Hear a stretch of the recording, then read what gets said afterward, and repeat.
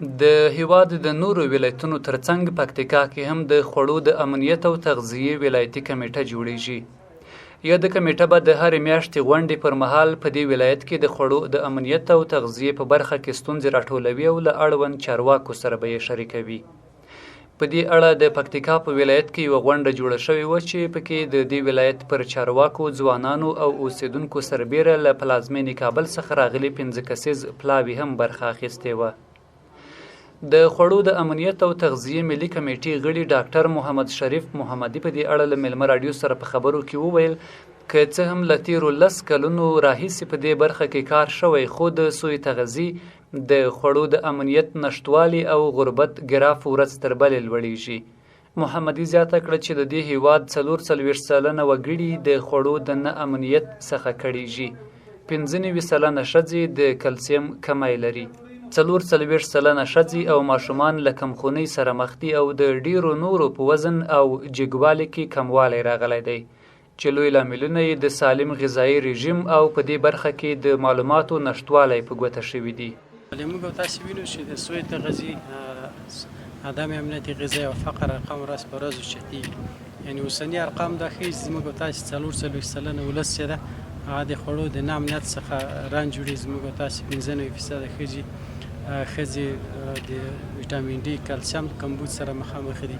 4 سلنه ښځې د کمخونۍ سره مخامخ دي. 40% ماشومان تقریبا کمخوني لري. 1% قدونه ټیټ دي.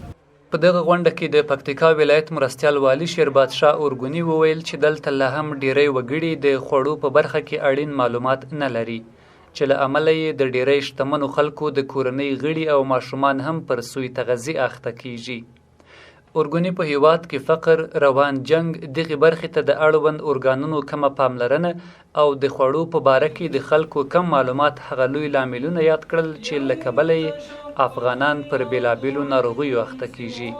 خو چون آگاهی کمه ده د دې غذا خوړلو تنظیم موږ نه پېژنو او بل مشکل دا دی ځینې فقر موجود دی، ځینې خلک همدغه شیانو ته هم لاسرسی نه لري. محمد اسماعیل نصرت هم وایي چې په لرې پرتو سیمو کې خلک له غربت کړیږي او د ډیری خوړو په ګټه او تاوان نه پوهیږي. هغه هیله وښوده چې د دغې کمیټې په جوړېدو سره به تر ډیره د دې ولایت خلک د لازمو او اړینو خوړو په باره کې معلومات ترلاسه کړي، خو په کار دی چې له کړنو یې وخت په وخت کلکه څارنه وشي او خپل فعالیتونه هغو سیمو ته هم وغځوي چې خلک یې له ګڼو ستونزو سره مخ دي. متاسفانه چې وخت ډیر ووت، دوی په خپله ویلي چې تقریبا 11 کاله کېږي کار پرې کېږي، خو متاسفانه پکتیکا ته اوس رالو. بیا هم ډیره ګټوره ده که چېرته دوی څارنه له مرکز نه په دې کمیټه باندې سمه وکړي او اړوند وزارتونه او ریاستونه ټول تعقیب کړي تر څو پورې دغه پروګرام په ښه توګه پکتیکا کې پلی کړي. د دغې غونډې ډیری برخوالو د پکتیکا ولایت په لرې پرتو ولسوالیو کې د پاکو اوبو له نشتون هم یادونه وکړه او زیاته یې کړه چې په ډیری سیمو کې خلک پاکو اوبو ته لاسرسی نه لري چې له امله یې ګڼ ماشومان پر ډول ډول ناروغیو اخته کیږي.